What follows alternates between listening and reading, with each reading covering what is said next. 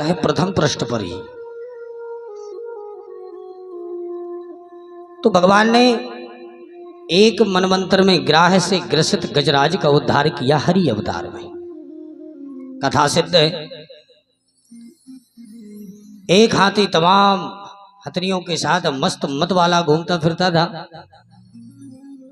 ग्रीष्म काल का मौसम आया नहीं, जोर से प्यास लगी। सरोवर की तलाश करते करते करते एक सरोवर मिल गया। उसी में बढ़िया पेट भर के पानी पिया और पानी पीते पीते जब पेट भर गया तो उसी में जल क्रीड़ा करने लगा। जब जल क्रीड़ा करने लगा तो ऐसी क्रीड़ा की कि सरोवर का जल गंदा हो गया। जैसे ही गंदा हुआ नहीं कि जल में रहने वाला जो जानवर ग्राह है अर्थात मगरा है, उस मगर वो नाराज हो गया ग्राह है, तो जाकर के सीधे हाथी के पैर को पकड़ लिया। जो पैर को पकड़ा तो हाथी को लगने लगा कि नन्हा सा जीव हमारा क्या कर सकता है। तो खींचते खींचते खींचते किनारे पर लाया और जो किनारे पर लाते जो ग्राह ने अपनी ताकत लगाई तो मालूम चला कि हाथी को घसीट करके फिर भीतर ले गया। खींचातानी दोनों के बीच युद्ध की प्रारंभ हो गई। मालूम चला कि जल में रहने वाला ग्राह का बल बढ़ता गया और हाथी का बल घटता गया। हाथी को जब लगने लगा कि मैं इससे विजय प्राप्त नहीं कर पाऊंगा तो तुरंत अपने हथनियों को बुलाया। आओ देवियों हमारी रक्षा करो।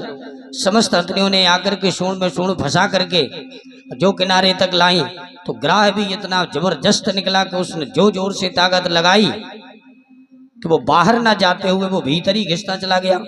जो भीतर गया तो तमाम हथनियों ने साथ छोड़ दिया।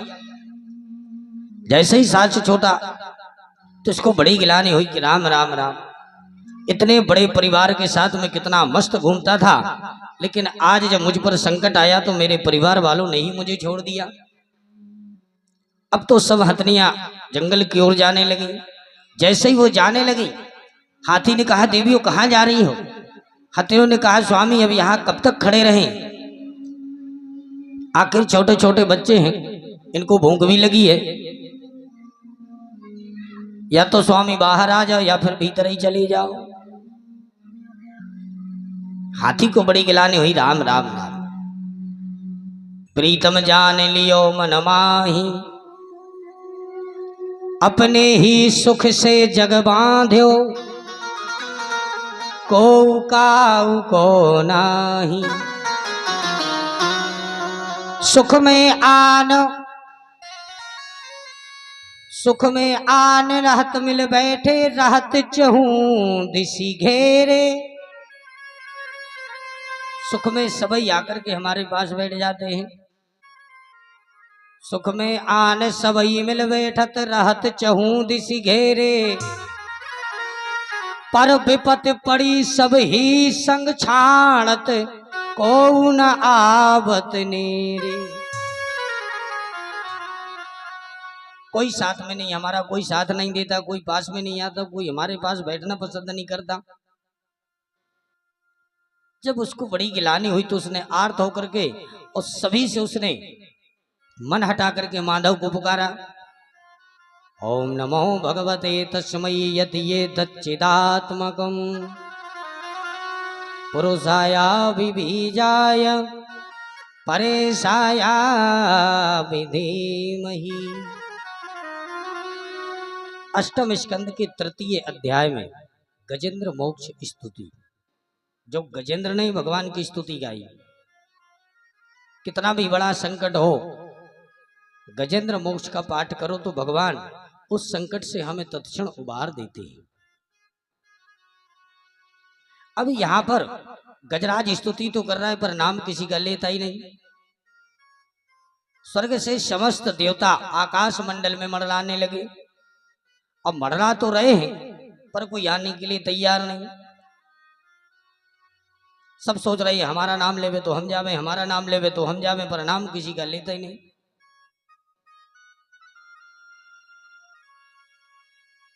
भगवान ने देरी नहीं की। भगवान ने कहा जो किसी का नाम नहीं वो हमारा है, और तुरंत कर गरुड़ पर आरूढ़ हुए और सीधे आकर के गजराज के सन्मुख उपस्थित हो गए। बोले भक्त भगवान की जय। जैसे ही सन्मुख प्रकट हुए कि प्रकट होते ही भगवान को जब देखा गजराज ने तो तुरंत उसी सरोवर में से एक अष्टकमल दल का कमल निकाला और उसी अष्टकमल को भगवान के चरणों में समर्पित कर दिया। और जो समर्पित किया तो वो तो डूबा ही जा रहा, तो भगवान ने तुरंत ही हाथ से सूंड पकड़ करके जो एक झटका लगाया तो गजराज के साथ साथ ग्राह भी खिंचा चला आया और तत्क्षण दोनों का कल्याण किया। बोले भक्तवत्सल भगवान की जय। ये दोनों ही संतों से श्रापित थे। ये जो हाथी था इंद्रद्युम्न नाम का एक राजा था, इसने भी संत का अपमान किया। गजराज की तरह वो क्रुद्ध हो गए, नमस्कार नहीं किया संत को, तो संत ने कहा जाओ जाकर कैसे खड़े हो, हाथी की तरह जाओ, हाथी बन जाओ। इसने कहा महाराज हमारा कल्याण कैसे हो, तो इन्होंने कहा प्रभु ही तुम्हारा कल्याण करेंगे। ये जो मगर है, मगर हुहू नाम का एक गंधर्व था, जो पहले गंधर्व नृत्य करने वाले होते थे उनका नाम ही ऐसा होता था, हा हा हुहू। तो ये हुहू नाम का गंधर्व था। देवल मुनि सरोवर में स्नान कर रहे थे। स्नान करते समय इसको मजाक सूझा कि इसने जल में डूब करके और सीधे देवल मुनि के चरणों को पकड़ लिया। जो देवल मुनि के चरण पकड़े नहीं कि देवल मुनि को लगने लगा कि किसी जानवर ने पकड़ लिया, तो तुरंत ये उछाल मार करके जल से बाहर आए। और जो बाहर आए नहीं तो बाहर निकल करके वो हंसने लगा ताली बजा करके, बोले देखो महाराज जी मैंने आपको डरवा दिया कि नहीं। संत बोले अरे तेरे को मजाक सूझा है, मुझे तो ऐसे लग रहा था कि किसी जानवर ने पकड़ लिया, मेरी तो आज जान बची बड़ी मुश्किल से। यदि तुझे इतना शौक है तो जा मैं तुझे साफ देता हूं कि तू मगर बन जा। तब चरणों में प्रणिपात करते हुए कहने लगा प्रभु हमारा कल्याण कैसे हो महाराज। तो संत ने कहा देवल जी ने कि जाओ साहब तो तुम्हें निश्चित मगर तो बनोगी, पर ऐसे ही पैर पकड़ते रहना तो भगवान ने चाहा तुम्हारा कल्याण हो जाएगा। तो आज ग्राह ने गजराज का पैर पकड़ा और गजराज ने प्रभु का पैर पकड़ा, तो प्रभु ने दोनों को कल्याण दोनों का कर दिया। इसका मतलब यदि हम प्रभु से नहीं जुड़ पाते तो जो प्रभु से जुड़ गया है यदि हम उसी को पकड़ लें तो हमारा कल्याण निश्चित रूप से होगा।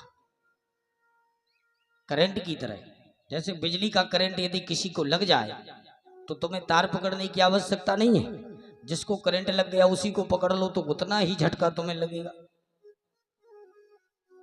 एक संत बड़ा प्यारा दोहा लिखते हैं, पाप करें प्रभु जी मिले, पाप करें सुख होय, पाप करें मुक्ति मिले, सो पाप करो सबको। अथवा पाप करने से प्रभु मिलते हैं, तो इसमें संशोधन किया। गोस्वामी तुलसीदास जी महाराज ने एक रामायण में चौपाई लिखी है, मारत हो पापरी ये तुम्हारे। पा माने होता है पैर, अथवा पा पकड़े प्रभु जी मिले, पाप पकड़े सुख हो। जिसने प्रभु के पैर को पकड़ लिया उसी के पैरों को पकड़ो तो सुख की प्राप्ति होगी। पाप पकड़े मुक्ति मिले, सो भैया पाप पकड़ो सबको। बोले भक्तवत्सल भगवान जय।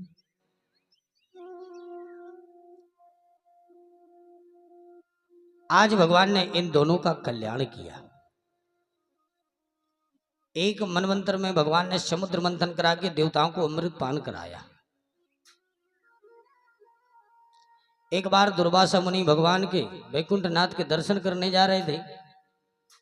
जैसे ही दर्शन करने वैकुंठनाथ के जा ही रहे थे कि उसी समय इंद्र अपने ऐरावत पर बैठ करके वो तमाम देवताओं के साथ गिरे हुए चले आ रहे थे। तो जैसे ही दुर्वासा जी ने जब इंद्र को देखा ऐरावत पर हाथी पर, तो गदगद हो गए।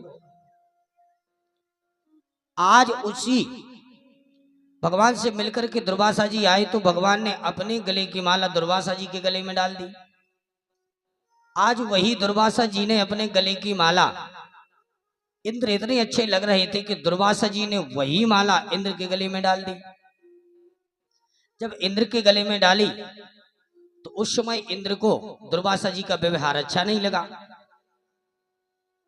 दुर्वासा जी कहते हैं, अरे इंद्र, ये ऐसी वैसी माला नहीं है, ये वो माला है कि आज मैं भगवान वैकुंठनाथ के दर्शन करने गया था, उन्हीं वैकुंठनाथ ने अपने गले की माला ये हमको दी, और मालूम है वही हमने अपनी माला ये तुमको दी। अब तो इंद्र को और बुरा लगा कि पहले भगवान ने प्यारी, फिर इनने प्यारी, फिर सबकी प्यारी प्याराई, हमें प्यारा दी। उस समय देवताओं के साथ गिरे हुए ऐरावत हाथी पर चले आ रहे थे, तो ये व्यवहार अच्छा नहीं लगा, पर कुछ कह भी नहीं सकते, क्योंकि दुर्वासा जी ऋषि बड़े खतरनाक, 2 मिनट में गरम 2 मिनट में नरम। माला को पहना करके दुर्वासा जी तो चले गए, पर दुर्वासा जी जब काफी सब दूर तक निकल गए तो इंद्र ने उसी माला को निकाल करके और हाथी के सिर पर रख दिया। जो हाथी को पहनाई तो वो तो जानवर ठहरा, उस हाथी ने सूंड में फंसा करके उस माला को नीचे फेंक दिया, और जो नीचे माला को फेंका नहीं कि दुर्वासा को लगने लगा कि मैं जो माला को इंद्र को पहना करके आया हूं, जाकर के देखो तो उस माला को पहन करके इंद्र कैसा लग रहा है। मन माला में अटका था। वहां से आकर के जब इंद्र को देखा, उसी समय उस हाथी ने नीचे माला फेंकी और नीचे गिरा करके उस माला को, और ये चलता गया तो उस माला पर हाथी का पैर पड़ गया, और जैसे ही पैर पड़ा नहीं हाथी का, तो कुचलती हुई माला को दुर्वासा जी ने देख लिया, और जैसे ही दुर्वासा जी ने देखा नहीं तो तुरंत क्रोध में भड़क गए। बोले, ए इंद्र, अरे तू राजपद में श्री में मदान धो रहा है, मैं तुझे श्राप देता हूं कि जा जा करके तेरा पद और श्री सब नष्ट हो जाए। जो इतना भयंकर शाप दिया नहीं कि शुक्राचार्य को पता चला। शुक्राचार्य दौड़े भागे सीधे दैत्यों के पास, बोले भैया बहुत अच्छा मौका है, आक्रमण कर दो देवताओं पर। क्यों? बोले इस समय में दुर्वासा जी ने शाप दिया है इंद्र के लिए।